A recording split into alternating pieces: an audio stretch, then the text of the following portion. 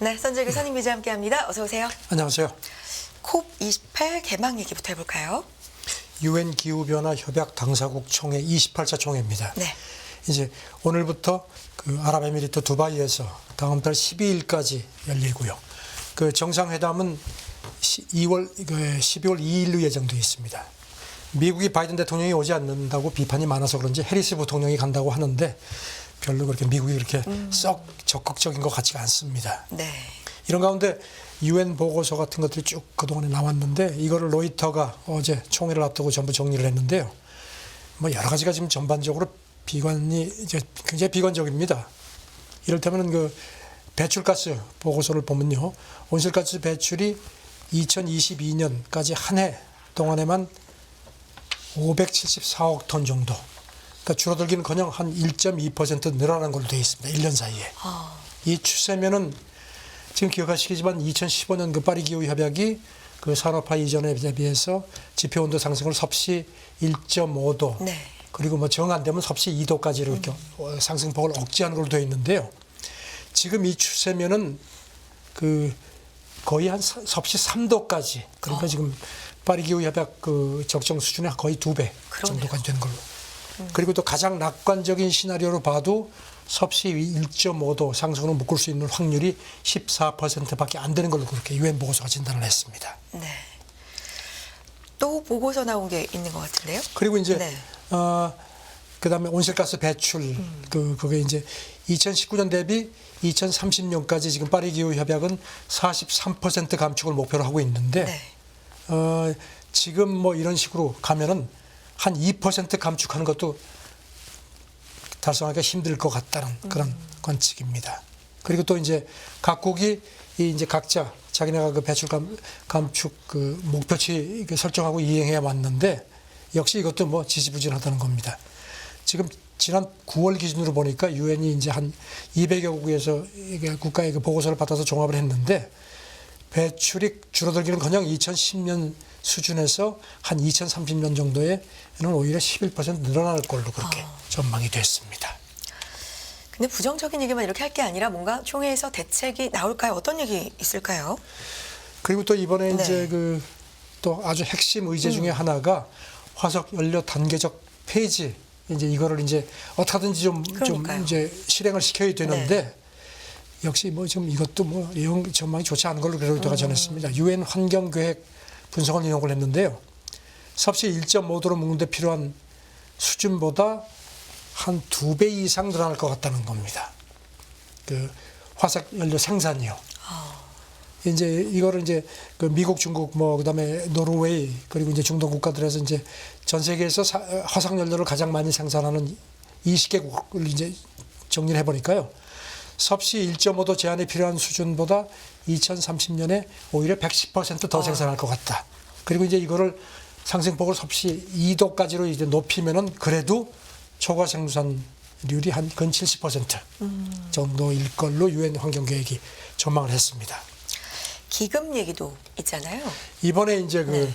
피해 보상 기금을 이제 어떻게든지 만들어야겠다는 건데요. 뭐 계속 자꾸 어두운 얘기만 들었는데 이것도 영 쉬울 것 같지 않습니다. 지금 유엔 환경계획 보고서를 보면요. 지금 이제 부자 나라들은 뭐 우리가 돕겠다 이런 얘기를 뭐 여러 번 했었죠. 그런데 그 부족한 돈의 액수가 훨씬 더 늘어났다는 겁니다. 그러면서 지금 이제 2021년 기준으로 유엔 환경계획이 분석을 한 거 보면요. 필요한 금액이 한 3,870억 달러 정도인데 확보된 돈은 210억 달러밖에 안 된다는 겁니다. 이야, 너무 부족한데요. 네. 그 기억하시죠? 그 2009년에 선진국들이 그 가난한 나라들의 그 기후위기 대응을 돕겠다고 해서 2020년까지 이미 지나갔죠. 매년 1,000억 달러 정도의 기후 재정을 마련하겠다고 했는데 안 됐죠. 네. 그래서 이번에 그런데 이게 과연 되겠느냐? 계속 공연불만 읊을 것 같다는데 어쨌든지 그래도 지금 오늘부터 열리니까 좀 지켜보죠. 네. 그리고 COP28이 로비스트의 천국이다. 어떤 얘기일까요? 지금 이번 회의 의장이 네. 아랍에미리트 산업기술 장관이면서 또 국영석유회사 CEO도 겸하고 있습니다. 그래서 이제 이제 이 그린피스 부분에 같은 데서 대해서도, 네. 뭐 이거 뭐 기대할 게 있겠냐 이제 이런 식의 지적이 많았는데 이거 관련해서 AFP 통신 보도인데요. 그래서 그런지 올해 그 총회에 유독 많은 로비스트들이 모여들고 있다 이렇게 보도를 했습니다. 그리고 또 이 총회 의장도 이 사람이 이제 알 자베르 이제 술탄인데 왕자죠. 모든 견해를 다 환영하고 다양한 의견 개진이 필요한 게 아니냐. 물론 어떻게 보면 원칙적으로 맞는 얘기인데 이거는 그 로비스트들 와가지고 소신껏 일하라는 그런 의미로도 해석이 된다는 겁니다. 지금 이번 회의에 한 근 200개국에서 뭐 관리 뭐 그다음에 무슨 뭐 NGO 관계자들 뭐 전문가 모두 한 7만여 명 정도 아주 기록적으로 많은 사람들이 참석을 하는데 네. 이 중에 이제 2,000명 정도가 업서버로 등록을 했는데 이 사람들이 말이 업서버지 상당수가 로비스트일 거라는 게 AFP 추산입니다. 지난번에 그 이집트에서 열렸던 COP27 총회 때 공식 등록된 로비스트가 한 640명 정도였는데 그것보다도 훨씬 더 많을 거다 이렇게 추산을 했습니다. 이들은 와서 어떤 역할을 하는 거예요? 그러니까 이제 뭐 이런 거 뭐 로비스트가 뭐겠습니까? 어떤 화석 연료 업계라든가 뭐 이런 데를 이제 대변하는 거죠. 이제 뭐 현실이 어떻다 하면서 얘기를 하는 건데 지금 이것도 뭐 빙산의 일개일 거다. 훨씬 더 많을 거라는 겁니다. 그래서 일부 환경 NGO 쪽에서는 이런 회의 하나마나 뭐 보이콧하자 뭐 이런 얘기까지 나온 적이 있었습니다. 그리고 또 문제는요. 이번 회의 의장이 아부다비 국영석유회사 CEO라고 말씀드렸는데 그래서 그런지 그 각국 국영석유회사 관계자들이 대표 자리에 아주 멤버로다가 아주 당당하게 참석을 한다는 겁니다. 물론 뭐 이렇게 참석하는 자체를 가지고 뭐라 그럴 수는 없는데 일단 그 사람들이 오면은 어떤 얘기를 하겠냐는 겁니다. 이런 가운데 또 이제 기후위기 피해 보상 기금 문제 여기에 대해서 이제 이거를 협상하기 위해서 왔던 아르메니아 관계자 얘기인데 로이터가 이렇게 얘기를 했습니다. 이번에 저는 어떻게 하든지 이 문제가 실질적으로 진전이 돼야 된다. 왜냐하면 내년에 미국 대선을 포함해서 전 세계에서 많은 선거, 우리도 선거가 있죠. 그래서 이런 정치적인 영향을 받을 수밖에 없기 때문에 그 전에 빨리 뭔가 마무리를 해야 된다는 겁니다. 참 그러게요. 첩첩산중이네요. 다양한 의견을 듣는 건 좋은데 이게 환경에 대한 얘기를 하자고 모였는데 로비스트도 이렇게 많이 모인다. 글쎄요. COP28 개막 얘기 해봤고요. 바이든 대통령 얘기를 해보겠습니다. 바이드노믹스 홍보 얘기인데 또 한국 기업 미국 공장을 찾았다. 어떤 얘기일까요? 저는 몰리니까 또 미국에 있는 한국 그 기업 공장을 찾는 겁니다. 어떤 오늘 아마 기업일까요? 가는 모양인데요. 네. 백악관 대변인이 그 바이든 대통령이 세계에서 제일 큰 풍력 타워 제조업체 CS 윈드라는 건데 이게 한국 회사입니다. 맞습니다. 그 네. 공장 이게 아마 콜로라도주 푸에블로에 있는 모양입니다. 거기를 방문한다고 했습니다. 그래가지고 이제 그 자리에서 바이드노믹스 뭐 이런 거에 대한 자기 업적을 이제 강조를 할 건로 이렇게 전해졌는데요. 네. 뭐 바이든이 계속 그 이른바 마가 미국을 다시 위대하게 이제 트럼프 슬로건이죠. 이거를 이제 이게 미국을 망친다 그런 얘기를 하면서 자기는 그 인프라법하고 그다음에 인플레 그 감축법 그거 통해서 이제 미국 일자리를 계속 이제 창출해 왔다는 점을 강조를 한다는 겁니다. 네. 바이드노믹스를 계속해서 홍보한다. 이 공장이 있는 네. 곳이요 공화당 극우 강경파 하원의원 지역구라고 합니다. 이제 그런 뭐 정치적인 의미도 있는 모양입니다. 네. 그 아시다시피 트럼프가 그동안에 바이든 대통령의 전기차하고 에너지 정책을 굉장히 비판했죠. 그리고 자기가 대통령 재집권하면은 그 인프레 감축법 아예 없애겠다고 공약을 한 상태이기 때문에 이제 바이든이 그걸 역으로 치려는 걸로 그렇게 보입니다.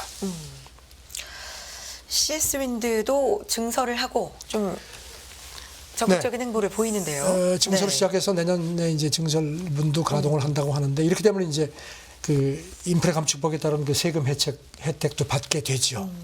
저는 그 우리 그 주미대사도 초청을 받은 모양인데요. 네. 그 작년 11월이었나요?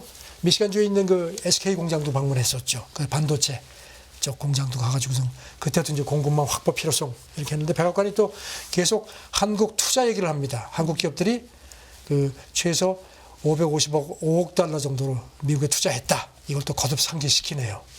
참 한국이 만만하면 한국을 자꾸 가지고 얘기를 합니다. 미국 대선 과정에 있어서 사실 우리나라 기업들도 계속 이렇게 좀 언급이 되고 관련이 있을 거기 때문에 아니, 뭐 도와주고 네. 우리도 혜택을 받으면 좋은데 그러게요. 이걸 자꾸 이렇게 정치적으로 부각시키는 거가 썩 그렇게 썩 탐탁해 보이지는 않습니다. 바이든 대통령 선거 얘기를 또 하나 해볼게요. 네거티브 급선회 얘기가 나오는데요.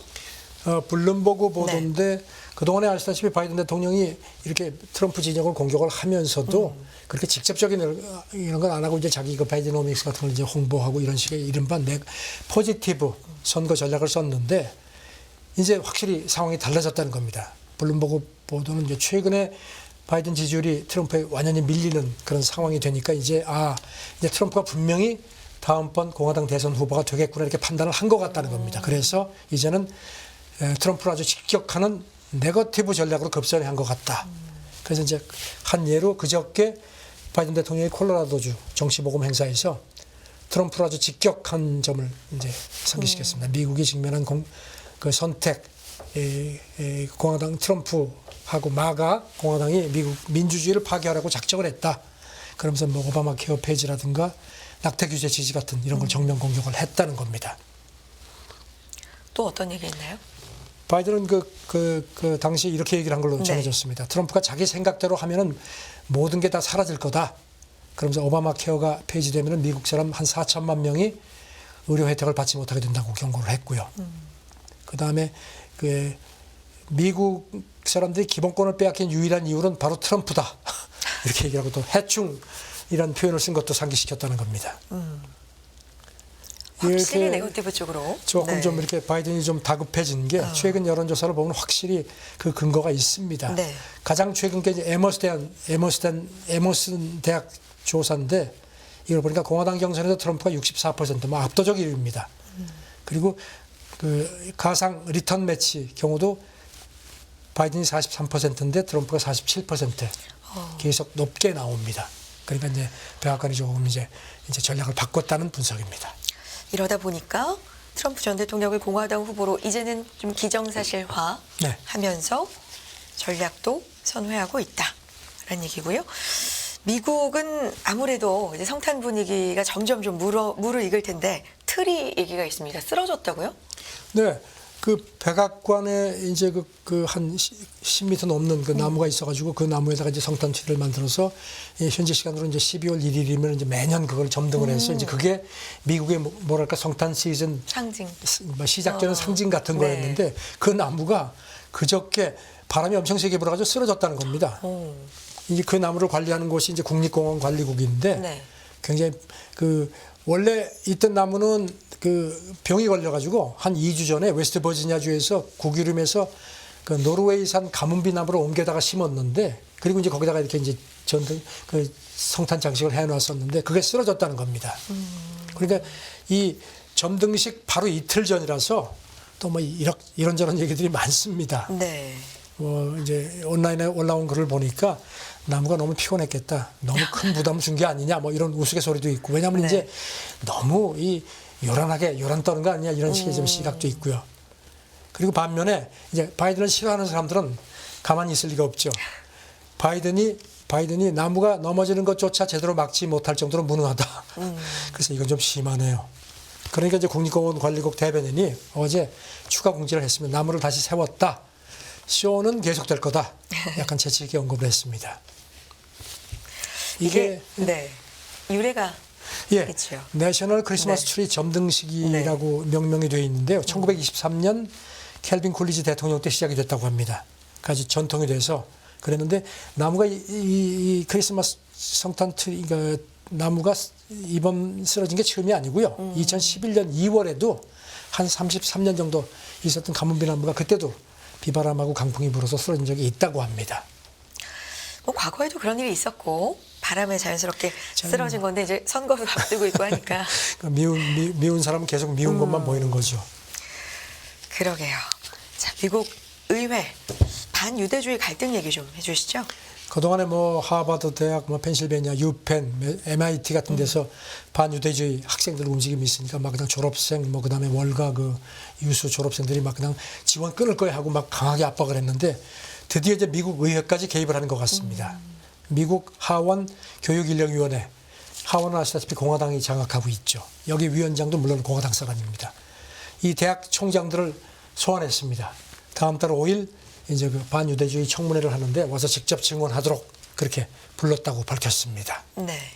이 위원장 얘기가 지난 몇 주 사이에 그 미국 캠퍼스에서 엄청나게 많은 반유대주의 시위가 일어났는데 그럼에도 대학 측이 방관했다. 이번에 따지겠다. 이렇게 또 강하게 비판을 했습니다. 이런 가운데도 미국 교육부도 이런 그 실태조사에 착수를 한 걸로 그렇게 발표가 되어 있습니다. 네. 그런가 하면은 그 버클리 캘리포니아대 UC 버클리라고 우리가 부르죠. 여기는 아예 그냥 유대계 미국인 단체 두 군데가 제소를 했습니다. 이렇게 해서 이게 방치를 해가지고 그 특히 이 학교 로스쿨에서 유대인 학생하고 교수진이 차별받다 왔다 이렇게 소송을 했는데 저는 뭐 이번 전쟁 중동전 관련해서 미국 내 그 유대계 그 기득권층들이 아주 굉장히 지금 불만이 많은 것 같습니다. 네. 뭐 시위를 비롯해서 후원 중단 이런 얘기도 네. 계속해서 좀 있었으니까요.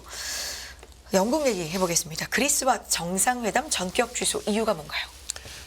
원래 런던에서 영국하고 그리스 정상회담이 열리기 예정이 됐었는데 그 몇 시간 전에 그 영국 그 총리실에서 취소했습니다. 몇 시간 전에요? 예, 몇 시간. 그러니까 이제 그리스 쪽이 발끈하죠. 네. 그리스 총리가 파르테논 그 이제 설명드리면요, 영국 박물관 그 그리스 고대 유물 파르테논 마블스라는 게 소장이 되어 있거든요. 이게 뭔가 하면 지난 19세기 오스만 터키 네. 때 그때 이제 거기서 탈취해가지고 가져간 겁니다. 그러니까 이제 그동안에도 그리스가 이거를 돌려달라고 여러 번 했는데 그렇죠. 영국이 이건 우리 거다. 이게 계속 거절을 했었거든요. 그래서 네. 이 문제가 계속 그동안에 티격태격 해왔습니다.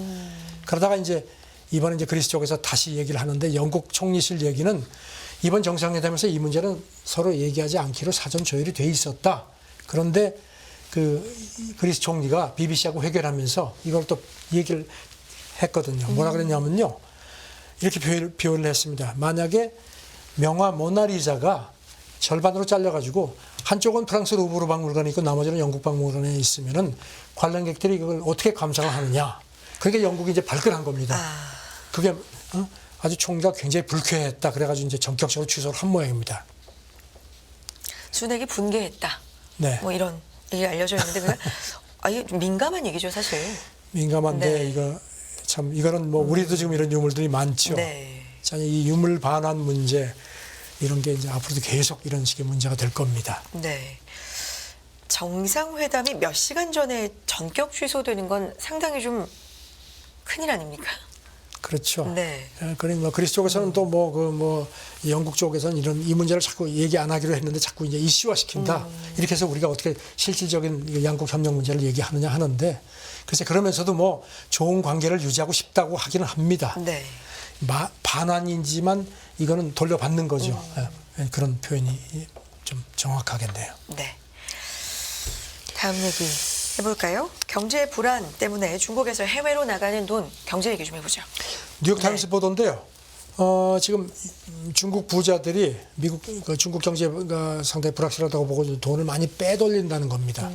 당국이 워낙 통제를 엄하게 하니까 이를테면 무슨 골드바 같은 거, 네. 금괴 같은 걸 사거나 일본 도쿄 같은 데 있는 고급 부동산 막 사고 그다음에 무슨 뭐 투자 비자 받아가지고선 이제 일가족 뭐 가는 그런 것들도 막 전에보다 훨씬 늘어났다는 겁니다. 네. 지금 뉴욕타임스 분석을 보면은 이런 식으로 해서 중국 부자들하고 민간 기업 중심으로 올해 들어서 한 달 평균 한 우리 돈으로 한 64조 7천억 원, 한 500억 달러 정도가 해외로 나가는 걸로 추산이 된다는 겁니다. 지금 아시다시피 3년 정도 계속되던 그 제로 코로나 통제가 풀리고 네. 해외여행도 비교적 좀 자유로워졌죠. 그러니까 이제 중국 부자들이 뭐 도쿄라든가 아파트를 사거나 홍콩 같은 데 은행에 이제 계좌를 열어가지고 여러 가지 금융 상품을 산다는 겁니다. 근데 중국은 이렇게 돈이 빠져나갈 때 좀 뭐랄까요? 통제랄까? 네. 이런 걸 또 하지 않습니까? 네. 네. 중국 같은 경우는 2015년, 2016년 기억하시겠지만 주가 폭락해서 네. 그때도 외화가 엄청나게 빠져나갔을 때 자금 통제를 대폭 강화했습니다. 그때 보면은 뭐 이제 마카오 카지노 같은데 이런 것도 이제 외화가 나가는 창구라고 보니 이것도 막 통제하고 오피스텔, 오피스 뭐 호텔 같은 데 대한 해외 네. 투자도 막았거든요. 그런데도 반면에 또 아이러니한 게요. 이렇게 외화가 나가는 게 위안화 가치 하락을 유도해가지고 수출 경쟁력을 또 높이는 그런 긍정적인 측면도 있다는 또 지적도 나옵니다. 이를테면은 2016년, 15년에서 16년 사이에 그 중국 그 인민은행이 위안화 가치 방어를 위해서 한 달에 그 외환 보유고에서 한 1,000억 달러 정도를 꺼내 썼는데 지난 여름 이후에는 이렇게 외화가 막 반출되는 바람에 그 위안화 가치가 많이 좀 이렇게 가라앉으니까 오히려 그 위안화 가치 방어에 들어가는 돈이 월 평균 한 150억 달러 정도밖에 안 됐다는 겁니다. 또 참 이런 측면도 있다고 하는데 자오전 이렇게 보면은 돈이 나가는 거를 지금 중국 당국도 이걸 모를 리가 없는데 네. 과연 어떤 조치가 나올지 모르겠습니다. 일단 뭐 2015년, 2016년에 비해서는 중국 당국이 조금 좀 이렇게 좀 느슨하게 하는 것 같다는 게 미국 쪽 분석입니다. 중국 경제, 해외로 나가는 돈 이야기까지 들어봤습니다. 선재규 선임 기자였습니다. 고맙습니다. 네, 감사합니다.